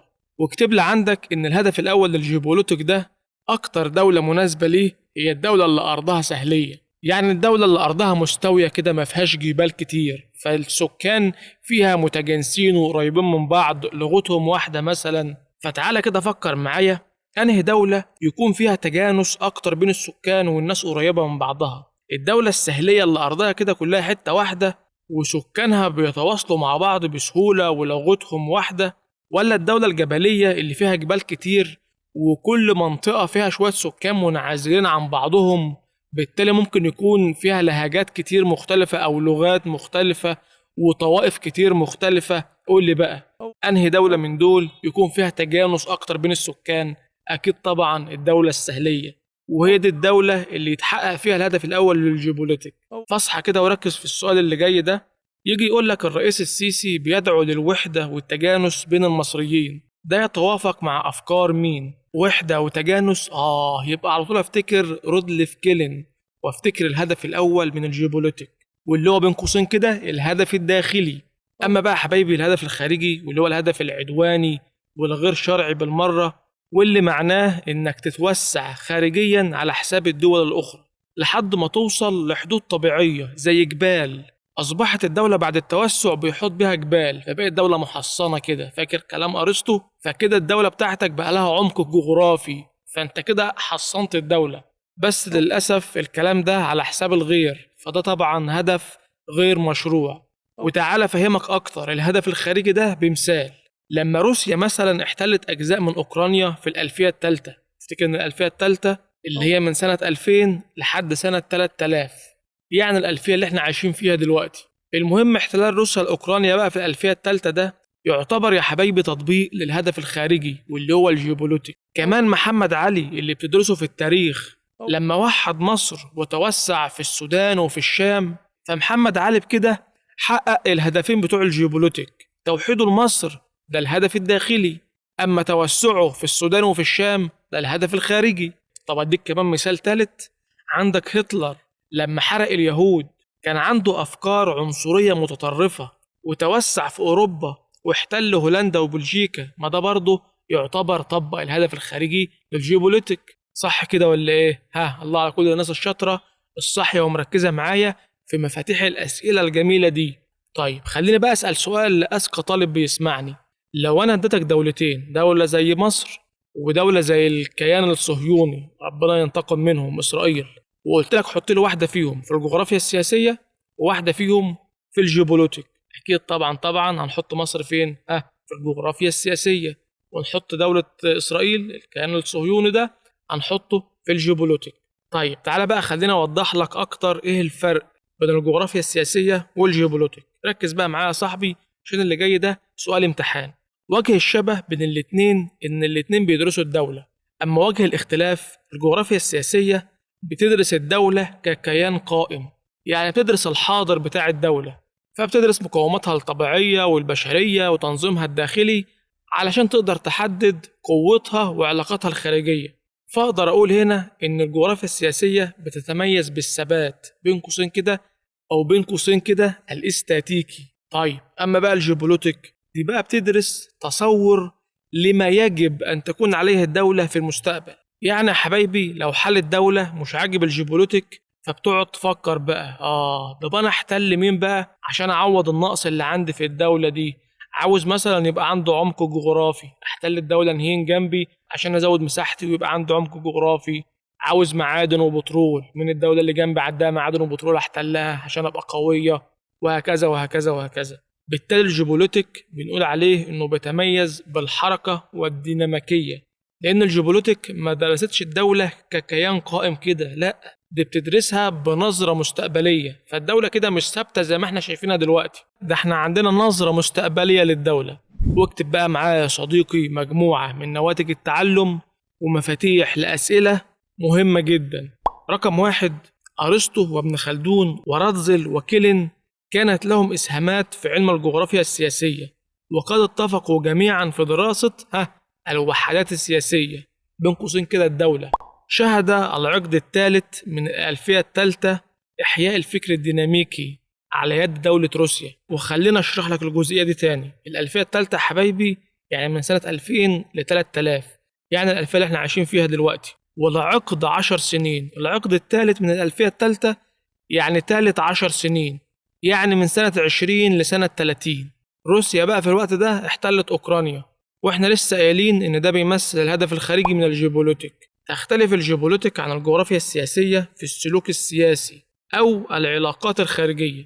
رقم 4، مولد الجيوبوليتيك كان في أقصى شمال غرب أوروبا بين قوسين كده السويد. رقم 5، القاسم المشترك بين الجيوبوليتيك والنظام العالمي الجديد هو الهيمنة والسيطرة. رقم 6، يرتكز الهدف الداخلي عند كيلن على البعد الاجتماعي، وهو ما يتحقق بصورة واضحة مع الحدود الإثنوغرافية، يعني الحدود اللي معمولة بناء على اللغة والدين. يمكن تحقيق الهدف الداخلي للجيوبوليتيك في الدول ذات الطابع السهلي، لأن قلنا بيبقى سهل في الدول دي التجانس بين السكان. ويلا بينا حبايبي نحل كام سؤال على الجزئية دي ونشوف هنعمل ايه تاني. السؤال الأول، أوجه الاختلاف بين الجغرافيا السياسية والجيوبوليتيك في موقفها من ايه؟ هل من المقاومات الطبيعية ولا المقاومات البشرية؟ الاتنين بيدرسوا مقاومات طبيعية ومقاومات بشرية. ولا المقاومات الجغرافية ولا حدود الدولة؟ هتبقى الإجابة هنا برافو، حدود الدولة. قلنا يا صاحبي إن وجه الشبه بين الاتنين إن الاتنين بيدرسوا المقاومات الطبيعية والبشرية والجغرافية، بس الاختلاف بينهم إن الجغرافيا السياسية استاتيكية، يعني بتدرس الدولة داخل حدودها، أما الجيوبوليتيك ديناميكية، يعني بتدرس الدولة خارج حدودها. طيب السؤال الثاني، يتعارض نشر السلام والأمن الدولي مع زيادة قوة الدولة السياسية عند مين؟ أرسطو، ابن خلدون، راتزل، كيلن. بصوا يا حبايبي، افتكر ان رودلف كيلن هو اللي أسس علم الجيوبوليتيك واللي بنعتبره علم عدواني، وده لأنه بيشجع الدولة القوية إنها تستخدم قوتها دي في التوسع على حساب الدول التانية. والكلام ده طبعا اللي هو فكر الجيوبوليتيك ده بيتعارض تماما مع اتفاقيات السلام. أكيد مفيش اتفاقية سلام توافق على إن دولة تحتل دولة تانية. وافتكر إن المنظمات الدولية زي الأمم المتحدة وعصبة الأمم سابقا اتعملت أصلا علشان كده، عشان تنشر السلام وتحد من العدوان. هتبقى الإجابة هنا رودلف كيلن. ويلا بينا يا صديقي على الجزئية الرابعة في الدرس اللي مش عاوز يخلص ده، وهي أهداف الجغرافيا السياسية. ليه بقى بندرس الجغرافيا السياسية اللي زهقتنا دي؟ إيه هدفنا منها؟ بصوا حبايبي، أي علم في الدنيا له هدف، والجغرافيا السياسية بتاعتنا دي ملهاش هدف واحد، دي ليها 5 أهداف رئيسية، وهم يلا بقى ناخدهم كده هدف هدف ونفرم كل تفاصيلهم. رقم 1، دراسة الوحدة السياسية اللي هي الدولة يعني، ودي حاجة احنا عارفينها. بندرس الدولة بكل تفاصيلها، بندرس الدولة من حيث مقاوماتها الطبيعية والبشرية والتنظيم الداخلي عشان نعرف قوتها وعلاقاتها الخارجية. يعني اصحى كده وركز معايا، لو جالك في سؤال وسألك عن أي مقاوم طبيعي أو مقاوم بشري، يعني مثلا جالك موقع دولة، مناخ الدولة، سكانها، مواردها، اقتصادها، لو سألك عن أي حاجة في الحاجات دي، فاحنا هنا بنتكلم في الهدف رقم 1 اللي هو دراسة الدولة أو دراسة الوحدة السياسية. طيب الهدف رقم 3، التحليل الجغرافي للتجمعات الإقليمية والعالمية. وهنا بقى حبايبي بندرس ونحلل أي منظمات أو تكتلات أو أحلاف، أي ناس متحدة مع بعضها كده، هنا ندرسهم ونحللهم كمان، زي الاتحاد الأوروبي أو جامعة الدول العربية أو حلف الناتو أو الأمم المتحدة. كل دي أحلاف أو منظمات أو تكتلات نبدأ بقى ندرسها، نشوف إيه مزاياها وإيه عيوبها. طيب الهدف رقم 4: توفير بيانات ومعلومات لاتخاذ قرارات صحيحة. الجغرافيا السياسية حبايبي بتوفر معلومات مهمة جدا، من حاجة اسمها الاستشعار عن بعد، وحاجة تانية اسمها نظم المعلومات الجغرافية، وهنتكلم عنها بالتفصيل كمان شوية. المهم لو شفت أي سؤال بيتكلم عن اتخاذ قرار، قائد عسكري مثلا أخذ قرار أو سياسي أخذ قرار، يجيب لك مثلا نابليون في حملته العسكرية خد قرار معين هيعمله ويقول لك ده أنهي هدف، أقول له على طول توفير بيانات ومعلومات لاتخاذ قرارات صحيحة. هتقول لي ايه ده؟ طب هو ايام نابليون كان في نظم معلومات جغرافيه واستشعار من بعد والكلام ده؟ اقول لك لا يا سيدي، ما كانش فيه، بس كان في خرايط. الخرايط دي بالنسبه له كانت هي اللي بتوفر له المعلومات اللي يقدر من خلالها يتخذ القرار. فكان مثلا يروح فتح الخريطه كده يقول لك انا هطلع مثلا من هنا من فرنسا هروح مصر، فهمشي في الطريق ده كده لحد ما اوصل مصر. فهو كده خد معلومات وخد بيانات واتخذ القرار انه خلاص هيروح على مصر. طيب خلينا اديك مثال حديث شوية. مدينة العالمين مثلا لما جينا نبنيها، رحنا كده بنيناها في أي مكان وخلاص، ولا رحنا للجغرافيا الأول خدنا منها بيانات ومعلومات عن المكان ده، وإن المكان ده منطقة سياحية ومكان ذو مناخ جيد ويصلح إن احنا نعمل فيه المدينة دي، فاتخذنا القرار وعملنا المدينة دي علشان تكون مدينة سياحية. طب رقم 5: التعريف بالمشكلات السياسية وتحليلها واقتراح حلول. واكتب لي هنا بقى صديقي معلومة مهمة جدا، إن التعرف بالمشكلات السياسية وتحليلها واقتراح حلول ده دور عملي وتطبيقي للجغرافيا السياسية. لأن هنا يا صاحبي اصحى كده وركز معايا في الحتة المهمة دي، أنت هنا بتدرس المعلومة وتحللها وتشوف لها حل كمان. فكونك اتعرفت على المشكلة وحللتها فده دور عملي، أما إنك تحل المشكلة فده دور تطبيقي، لأنك نزلت على أرض الواقع وحلت المشكلة. وأمثلة على كده عندك رقم 1: دور الجغرافيين في رسم الحدود في أوروبا. بعد الحرب العالمية الأولى والتانية يا حبايبي، الجغرافيين نزلوا كده في أوروبا وبدأوا يرسموا الحدود بين الدول على أساس اللغة. يعني الناس اللي بتتكلم لغة واحدة خلاص نروح عاملين لهم حدود، وده ساعد على تحقيق السلام. فهنا كان في مشكلة والجغرافيا حلتها. فده كده بالنسبة لي الهدف الخامس، اللي هو التعرف بالمشكلات السياسية وتحليلها واقتراح حلول ليها. طب عندك مثال أو مشكلة تانية بقى شفنا لها حل؟ لأن خلاص أي مشكلة هنحلها. ده الهدف رقم 5: مشكلة طابة. الجغرافيين المصريين كان لهم دور كبير في استعادة طابة من الكيان الصهيوني. نزلوا ورسموا الحدود بتاعتنا وأثبتوا فعلا إن طابة دي ضمن الحدود المصرية. فدي كده مشكلة الجغرافيا حللتها وشافت لها حل. عندك كمان الحرب اللي قايمة بين الهند وباكستان على إقليم كشمير، والصراع بين ليبيا وتونس على الرصيف القاري. والرصيف القاري يا حبايبي بتاع ليبيا وتونس هنعرف بعدين إن هو كان فيه بترول وغاز طبيعي، وقامت مشكلة بين البلدين، والجغرافيا اتدخلت برضه وحلت المشكلة دي لصالح تونس. فكل دي يا حبايبي مشاكل الجغرافيا السياسية بتتعرف عليها وبتدرسها وبتقترح حلول ليها. فلو جاب لك أي مشكلة والجغرافيا حللتها وشافت لها حل وقال لك ده أنهي هدف من أهداف الجغرافيا السياسية، أقول له برافو، الهدف الخامس اللي هو التعرف بالمشكلات السياسية واقتراح حلول لها. وده هدف علمي تطبيقي. وقلمك وورقتك بقى كده واكتب ورايا مجموعة من نواتج التعلم عن الجزئية دي ومفاتيح الأسئلة هتقابلك وانت بتحل. رقم 1: اكتب تحقيق السلام العالمي في العالم يرتبط بأهداف الجغرافيا السياسية من خلال إيه؟ رسم الحدود السياسية وحل المشكلات الاجتماعية. وشوفنا الكلام ده لما الجغرافيين رسموا الحدود بين الدول في أوروبا. طب النقطة اللي بعد كده، كان للجغرافيا السياسية دور في تحقيق الاستقرار والسلام في العديد من المناطق، معظمها شمال مدار السرطان اللي هم بين قوسين كده وسط أوروبا اللي رسمنا الحدود فيها، وطابة اللي الجغرافيا أثبتت إنها ضمن الحدود المصرية.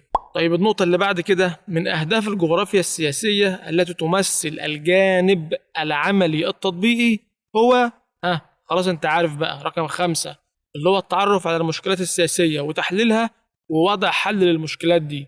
ويلا بينا نحل سؤالين نثبت بيهم المعلومتين دول. إيه السؤال الأول؟ تشابهت أهداف الجغرافيا السياسية مع أفكار مين؟ أرسطو، ابن خلدون، راتزل، كيلين؟ الإجابة هنا هتبقى أرسطو. ليه بقى يا حبايبي؟ لأن احنا قلنا إن أول هدفين من أهداف الجغرافيا السياسية، واللي هو دراسة الوحدة السياسية اللي هي دراسة الدولة، وتحديد مدى قوة أو ضعف الدولة، الهدفين دول بيتشابهوا مع أفكار أرسطو، واللي هو ربط قوة الدولة بسكانها ومواردها والعاصمة والجيش والحدود السياسية. صح كده ولا إيه؟ طيب السؤال اللي بعد كده، تتعدد أهداف الجغرافيا السياسية ويمكن تصنيفها إلى أهداف علمية وأخرى عملية تطبيقية. في ضوء تلك العبارة، أي من الأهداف التالية يمثل الجانب العملي التطبيقي؟ خلاص أنت عارف الإجابة بقى، وضع حلول للمشكلات السياسية. السؤال الثالث، يمكن تحديد عناصر القوة والضعف للوحدة السياسية من خلال العلاقات الدولية، الصراعات الإقليمية، المقاومات الجغرافية، ولا الأحلاف العسكرية؟ أقدر بقى أعرف الدولة دي قوية ولا ضعيفة إزاي؟ أكيد طبعا من خلال دراسة المقاومات الجغرافية. إحنا خلاص عرفنا بقى، عشان نعرف الدولة قوية ولا ضعيفة بدرس مقاوماتها الطبيعية ومقاوماتها البشرية وتنظيمها الداخلي، بعدين أعرف هي قوية ولا ضعيفة. ويلا بينا يا صديقي ندخل على الجزء الخامس وقبل الأخير في الدرس بتاعنا، هو المجالات الحديثة للجغرافيا السياسية. زمان يا صديقي كانت الجغرافيا السياسية بتركز على 3 حاجات بس، وهم دراسة الدولة والمشكلات السياسية والعلاقات الدولية. والثلاث مجالات دول احنا خلاص فرمناهم طول الدرس. فمجال الدولة ده ببساطة خالص هو تعريف الجغرافيا السياسية. بدرس الخصائص الطبيعية زي الموقع والمساحة والشكل والتضاريس والمناخ والنبات، كل الحاجات دي. والخصائص البشرية زي السكان وأنشطتهم الاقتصادية، زراعة وصناعة وتجارة، عشان أحلل وأشوف الدولة قوية ولا ضعيفة. لكن مع التغيرات الرهيبة اللي شهدها العالم في أواخر القرن العشرين، خاصة بعد انهيار الاتحاد السوفيتي، وشدلي 100 خط تحت خاصة بعد انهيار الاتحاد السوفيتي ده، لأن يا صاحب المجالين الجداد دول ما يجوش أو أنا ما افتكرهمش ألا في حاجة حصلت بعد تفكك الاتحاد السوفيتي. اتفقنا؟ فالمهم بعد انهيار الاتحاد السوفيتي مجالات الجغرافيا السياسية اتسعت وزادت، وزودنا عليهم مجالين. ايه هم بقى؟ رقم 1، التحليل السياسي للقوة، مين أقوى وليه. يعني ببساطة يا حبايبي، التحليل السياسي للقوة ده بيهتم بأسباب الصراع بين القوى المتنافسة، هم بيتخانقوا مع بعض ليه. فتعالى اديك مثال يوضح لك النقطة دي. مش وقت ماتش الكورة بيبقى فيه استوديو تحليلي كده، والمحللين بيقعدوا ويشوفوا الفريق ده كسب ليه والفريق ده خسر ليه؟ هنا بقى في التحليل السياسي للقوة المحللين بيقعدوا يشوفوا الدول المتصارعة بيتخانقوا ليه وايه اسباب الصراع بين الدولتين دول. زي مثلا عندك الهند وباكستان بيتخانقوا دلوقتي على اقليم كشمير، فالمحللين بقى يقعدوا مع بعض ويتناقشوا ويتحللوا اشمعنى الهند وباكستان بيتخانقوا على اقليم كشمير ده بالذات. هل مثلا الاقليم ده فيه مميزات طبيعية ولا فيه مميزات بشرية؟ نبدأ نحلل ونشوف أسباب الصراع ده. نفس الكلام، واصحى وركز معايا لأن دي أمثلة أسئلة هتقابلك. نبدأ نشوف المشكلة اللي بين أسبانيا والمغرب، بيتخانقوا على مدينتين، مدينة اسمها سبتة ومدينة اسمها مليلة. بيتخانقوا ليه على المدينتين دول؟ ايه أسباب الخناق؟ فنعرف إن المدينتين دول موقعهم استراتيجي لأنهم موجودين عند مضيق جبل طارق. فمن الآخر يا صديقي، لو السؤال بيسألك عن أسباب الصراع اختار على طول التحليل السياسي للقوة. أما بقى المجال الحديث التاني هو النظام العالمي الجديد. وافتكر إن قلت لك النظامين الجداد دول ما تفتكرهمش غير بعد تفكك الاتحاد السوفيتي، قبل كده ما كانش فيه النظامين دول.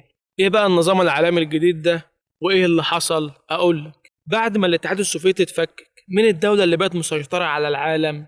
قول انت. امريكا، برافو.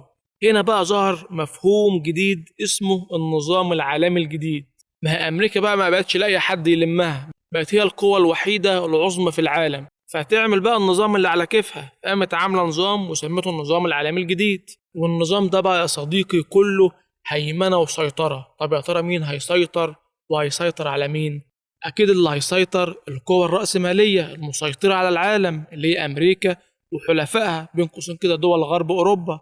طب هتسيطر على مين؟ أكيد على الدول النامية والفقيرة، هتستغلهم بقى وتاخد مواردهم زي الحديد والبترول والغاز، وتاخد كمان مقدراتهم الفكرية اللي هم العلماء والمخترعين، تاخدهم وتقدرهم وتستفاد من علمهم، وتسيب الدول الفقيرة دي بفقرها زي ما هي كده. فيعد هذا المجال بالغ الأهمية، خاصة مع التغيرات السريعة اللي شهدها النظام العالمي خلال السنوات الأخيرة، وده بسبب اتجاه القوى الرأسمالية اللي هي أمريكا وحلفائها من دول غرب أوروبا بتشجيع المستثمرين من الخارج لبناء الدولة. أما النظام الشيوعي بقى اللي هو الاتحاد السوفيتي سابقا كان بيشجع القطاع العام. يعني مثلا يا صاحبي لو جالك في سؤال وقال لك إن أمريكا سيطرت على بترول العراق، ده يدخل ضمن اهتمامات أحد مجالات الجغرافيا إنهين؟ أقول له على طول النظام العالمي الجديد. ليه بقى؟ لأنه هنا ذكر لي دولة واحدة مش أكتر من دولة، يعني مش تجمع ولا حلف، دولة واحدة سيطرت وهيمنت على موارد دولة تانية نامية. ويتميز هذا المجال بالشمولية، حيث يتضمن عددا من المجالات الفرعية التي ترتبط بالنظام العالمي الجديد. طيب تعالى بقى نشوف مجالات النظام العالمي الجديد ده. رقم واحد، التكتلات الاقتصادية زي الاتحاد الأوروبي ومجلس التعاون الدولي ومجلس التعاون لدول الخليج العربي والكوميسا والنفتا. دراسة أي تكتل اقتصادي من دول يقع ضمن مجالات النظام العالمي الجديد. طب رقم اتنين، المنظمات الدولية والإقليمية، منظمات عالمية زي الأمم المتحدة، ومنظمات إقليمية يعني منظمات بتضم مجموعة من الدول بتربطهم روابط معينة زي اللغة أو الدين، زي مثلا جامعة الدول العربية والاتحاد الأوروبي ومنظمة المؤتمر الإسلامي ومجلس التعاون الخليجي. كل دي منظمات إقليمية وتضم مجموعة من الدول بتربطهم روابط معينة. رقم ثلاثة، الأحلاف العسكرية زي حلف الناتو. دراسة أي حلف عسكري يقع ضمن مجالات النظام العالمي الجديد، والكلام ده برضه هندرسه بالتفصيل في دروس جاية قدام. طب رقم أربعة، آثار التدخلات العسكرية. الحروب والتدخلات العسكرية بتسبب مشاكل، فدي برضه بتدخل ضمن مجال النظام العالمي الجديد، زي مثلا تدخل دولة عسكرية في شؤون دولة تانية زي تدخل أمريكا في العراق كده. طب رقم خمسة، قضايا الأمن المائي والأمن الغذائي ومشكلات الطاقة، ودي مشاكل العالم بيعاني منها زي نقص المية أو نقص الغذاء أو ارتفاع أسعار النفط. كل دي برضه قضايا تخص النظام العالمي الجديد. رقم ستة، ظاهرة العولمة، ودي أخطر حاجة بقى في النظام العالمي الجديد. العولمة يا حبايبي يعني تغيير أنماط اقتصادية واجتماعية وثقافية بتفرضها الدولة القوية على الدولة الضعيفة. تعالى كده فكر معايا، لما تلاقي عادات وتقاليد الغرب منتشرة في مجتمعنا العربي زي السواد اللي بنشوفه على التيك توك كده، ما دي اسمها عولمة اجتماعية. وتعالى نربط الكلام ده بكيلن. افتكر ان العولمة الاجتماعية دي بتتعارض مع افكار كيلن، لان كيلن في الهدف الاول او الهدف الداخلي للجيوبوليتيك كانت افكاره بتدعو للوحدة والانسجام بين افراد المجتمع. كمان اكتب لي مثال عندك عن العولمة الاقتصادية، زي ان الدول الرأسمالية الكبيرة دي تبيع لك الآلة وما تعرفكش ازاي تصنعها، فتفضل دايما متحكمة في اقتصادك. وقلمك وورقتك واكتب ورايا أهم الملاحظات ونواتج التعلم اللي طلعنا بيها من الجزئية دي. رقم واحد، التغيرات اللي شهدها العالم في أواخر القرن العشرين وبداية القرن الحالي أدت إلى اتساع مجالات الجغرافيا السياسية، ويقصد بتلك التغيرات انتهاء الصراع الأيديولوجي وسيطرة الرأسمالية على العالم. القاسم المشترك بين مجالات الجغرافيا السياسية الحديثة والقديمة هم أول ثلاث مجالات، اللي هم مجال الدولة والعلاقات الدولية والمشكلات السياسية. طب رقم ثلاثة، لو جاب لك أي معلومات بتتكلم عن نشاط زراعي صناعي تجاري سياحي في أي اقتصاد عموما يدخل ضمن مجالات الجغرافيا السياسية في مجال الدولة اللي هي بتدرس المقومات الطبيعية والمقومات البشرية. رقم أربعة، معرفة قوة وضعف الدولة يتوقف على تحليل الخصائص الطبيعية والبشرية للدولة، اللي هو تعريف الجغرافيا السياسية اللي انت زهقت منه خلاص. رقم خمسة، على سبيل المثال رفض محمد علي لمشروع قناة السويس يعبر عن التحليل السياسي للقوة. لو جاب لك أي عبارة فيها سيطرة أو هيمنة يبقى الكلام ده يدخل ضمن النظام العالمي الجديد. رقم سبعة، لو جاب لك أي اتفاقيات دولية فدي أحد مجالات النظام العالمي الجديد. رقم 8، لو جاب لك أي تجمع بين مجموعة دول سواء التجمع ده كان سياسي أو اقتصادي فده برضو يدخل ضمن النظام العالمي الجديد. رقم 9، نقص الغذاء والأمن المائي ونقص الموارد في منطقة الشرق الأوسط يدخل ضمن مجالات برضو النظام العالمي الجديد. رقم 10، يندرج الصراع الدائر على الموارد الطبيعية في الشرق الأوسط ضمن مجالات النظام العالمي الجديد. رقم 11، يعد انتشار العادات والتقاليد الغربية في المجتمع العربي أحد مظاهر النظام العالمي الجديد، اللي هو بين قوسين كده العولمة. ويلا بينا يا صديقي نحل سؤالين على الجزئية دي. السؤال رقم 1، عند عملك لبحث لتوتر العلاقة بين الصين وتايوان، فبذلك ستلجأ لأحد مجالات الجغرافيا السياسية، وهو إيه؟ هل التكتلات السياسية، المشكلات السياسية، النظام العالمي الجديد، ولا العولمة الاجتماعية؟ بص يا حبايبي، طالما جاب لك دولتين في بينهم مشكلة، يبقى خلاص اللي يدرس الكلام ده هو مجال المشكلات السياسية، لأن مجال المشكلات السياسية هو المجال اللي بيدرس ويحلل ويقترح حلول لأي مشكلة. السؤال الثاني، سيطرة الولايات المتحدة الأمريكية على بترول العالم يدخل ضمن دراسة نقط. طالما جاب لك أمريكا على طول يبقى النظام العالمي الجديد، لأن احنا قلنا أي سيطرة أو هيمنة ده جزء أساسي من دراسة النظام العالمي الجديد. وهنا طبعا أمريكا سيطرت وهيمنت على دول تانية وخدت بترولها. وافتكر كمان إن ما ينفعش أختار النظام العالمي الجديد إلا في حاجة موجودة من بعد تفكك الاتحاد السوفيتي، وأصبحت أمريكا هي القوى العظمى الوحيدة في العالم. طب السؤال الثالث، تدخل المجاعات التي تحدث في بعض دول العالم الثالث ضمن مجالات إيه؟ تحليل السياسي للقوى، النظام العالمي الجديد، التغيرات الاقتصادية، الوحدات السياسية. افتكر إن المجاعات مشكلة بتتعلق بالأمن الغذائي وقضايا الأمن المائي، والكلام ده احنا اتكلمنا عنه في النظام العالمي الجديد، تبقى الإجابة هنا النظام العالمي الجديد. طب السؤال الرابع، من التجمعات الإقليمية، يعني ناس بينهم روابط معينة على خريطة العالم السياسية، مين؟ الأمم المتحدة دي دولية، مجلس التعاون للخليج العربي بيجمعهم روابط معينة دول الخليج العربي، يبقى دي منظمة إقليمية. مجلس الأمن الدولي حاجة دولية، محكمة العدل الدولية حاجة دولية، يبقى الإقليمية هنا مين؟ برافو، مجلس التعاون للخليج العربي. ويلا بينا يا صديقي على الجزء السادس والأخير من الدرس بتاعنا الطويل اللي خلاص قرب يخلص أهو، التقنيات الحديثة، واللي هم الاستشعار عن بعد ونظم المعلومات الجغرافية ووسائل الاتصال الحديثة. هنا بقى يا صاحبي السؤال اللي بنسأله لنفسنا، إزاي العلماء بيقدروا يجمعوا معلومات دقيقة عن كل اللي بيحصل في العالم؟ هنا بقى يا صديقي بيجي دور التقنيات الحديثة اللي بتقدر تشوف وتراقب وتتابع وتحدد كل حاجة بتحصل على كوكب الأرض، وأولهم الاستشعار عن بعد، واللي أنا شخصيا بسميه عين الفضاء. طيب وده بيجمع معلومات إزاي؟ أقولك، ده بيكون عن طريق الأقمار الصناعية أو كاميرات التصوير اللي بتكون متثبتة في الطيارات. فالأقمار الصناعية أو الكاميرات اللي متثبتة في الطيارات دي بيلتقطوا صور ومرئيات فضائية لسطح الأرض. إحنا بقى بناخد الصور والمرئيات دي ونقدر نعمل لها معالجة وتحليل ونطلع منها كمية معلومات كتيرة جدا باستخدام النظام التاني بقى اللي هو نظم المعلومات الجغرافية اللي هنتكلم عنه كمان شوية. المهم خلينا الأول في الاستشعار عن بعد. الاستشعار عن بعد يقدر يحدد الحدود السياسية سواء الحدود البرية أو البحرية بين الدول.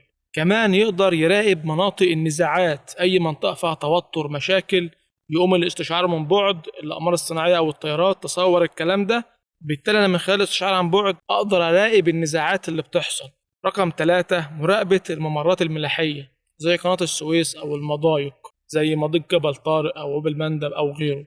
كمان رقم 4، أنا من خلال الاستشعار عن بعد أقدر أصور الأرض أو البحر وأكتشف المعادن اللي موجودة في بطن الأرض أو في بطن البحر، والكلام ده أنت خدته في الجغرافيا في سنة أولى ثانوي. فالخلاصة يا صاحبي الاستشعار عن بعد بيصور وبيراقب سطح الأرض، لكن ما بيقدرش يديك معلومات دقيقة أو معلومات تفصيلية. مين بقى اللي يديك المعلومات الدقيقة أو التفصيلية دي؟ هو نظم المعلومات الجغرافية اللي هو اختصاره GIS، يعني Geographic Information System. وببساطة ده برنامج على الكمبيوتر بنخزن عليه المعلومات الجغرافية، زي مثلا صور أو مرئيات فضائية أو خرائط ندخلها للبرنامج ده ونبدأ نحللها ونطلع منها معلومات كتير، ونعين المعلومات دي على نظام المعلومات الجغرافية ده عشان وقت ما نحتاجها نقوم واخدينها ونقدر نتخذ قرارات نحل بيها مشاكل. يعني أقدر أقول إن نظم المعلومات الجغرافية بيوفر لي معلومات دقيقة عن الموارد الطبيعية والموارد البشرية للدولة. يعني أقدر أعرف منه معلومات عن عدد السكان وخصائصهم أو استخدام الأرض، يعني أقدر كده أعرف منه معلومات عن مساحة الأرض الزراعية أو المناطق اللي فيها مصانع أو المناطق اللي فيها تجمعات سكانية، بالتالي أقدر أدرس قوة أو ضعف الدولة. رقم 2، توفير خرائط حديثة ودقيقة عن الدول وعن أي مكان. رقم 3، المساعدة في اتخاذ القرارات، سواء قرارات سياسية أو عسكرية أو اقتصادية. يعني أي قرار مهم الدولة بتاخده لازم بترجع الأول لنظم المعلومات الجغرافية. فنقدر نقول إن الفرق بين نظم المعلومات الجغرافية والاستشعار عن بعد، إن الاستشعار عن بعد لو اكتشف إن المكان ده فيه بترول، نظم المعلومات الجغرافية تديني المعلومات الدقيقة بقى عن البترول ده، تقول لي كميته قد إيه وأماكن تواجده فين. أما بقى رقم 3، تطور وسائل الاتصالات وتكنولوجيا المعلومات. هنا بقى حبايبي بنتكلم عن وسائل الاتصال سواء السلكية أو اللاسلكية، الموبايل بقى واللابتوب والإنترنت والتلفزيون، كل الحاجات دي وسائل اتصال سلكية ولا سلكية. وسائل الاتصال دي بقى خلت العالم كله عامل زي القرية الكونية الصغيرة. أي حاجة بتحصل في العالم في ثواني بتلاقي الدنيا كلها عرفت على الموبايلات وعلى التلفزيونات وعلى شبكات التواصل الاجتماعي. المعلومة بقت تنتشر في لحظة. كمان وسائل الاتصال دي ساعدت على انتشار العولمة، لأنها بتنقل الأفكار والعادات والتقاليد من مجتمع للتاني. فركز معايا، لو جالك في سؤال وسألك عن سرعة نقل المعلومة أو البث المباشر للمعلومة، اعرف هنا إن هو بيتكلم عن وسائل الاتصالات وتكنولوجيا المعلومات. ويلا بينا يا شباب نحل كام سؤال مهم عن الجزئية دي ونختم بقى الدرس الطويل ده. السؤال الأول، لتحديد حدود محمية راس محمد في جنوب سيناء يتم الاعتماد على أحد التقنيات الحديثة، وهي إيه؟ تكنولوجيا المعلومات، الاستشعار عن بعد، نظم المعلومات الجغرافية، وسائل الاتصال الحديثة. تبقى الإجابة الاستشعار عن بعد. قلنا يا حبايبي إن اللي بيقدر يلتقط صور فضائية أو جوية هو الاستشعار عن بعد، ونقدر من خلالها نحدد الحدود السياسية. طب السؤال اللي بعده، أي من التقنيات الحديثة التالية يستخدم في بث مباريات كأس العالم؟ هل تكنولوجيا الاتصالات ولا الاستشعار عن بعد ولا نظم المعلومات الجغرافية ولا وسائل الاتصال الحديثة؟ السؤال ده بقى واجب فكر فيه وسيب لي اجابته في كومنت تحت الفيديو. وبس كده يا سيدي، اخيرا خلصنا الدرس التمهيدي، الدرس الطويل اللي ما كانش عاوز يخلص ده. انت دلوقتي يا صاحبي عديت اهم درس من دروس الجغرافيا السياسية. الدرس التمهيدي ده هو الاساس. انت كده معاك مفتاح الجغرافيا السياسية اللي هتفتح بيه وتدخل برجلك اليمين. طب لو المفتاح ما فتحش، اخبط برجلك وادخل، ما يهمكش، البيت بيتك. شد حيلكم يا ابطال وموفقين باذن الله. وهدية الحلقة هتلاقي في الكومنت المثبت تحت الفيديو ملف PDF من مذكرة الجيو، نزلها وذاكر الدرس كويس جدا. واستنوا الحلقة الجاية هنبدأ نتعمق أكتر في المنهج بإذن الله. ودمتم في أمان الله.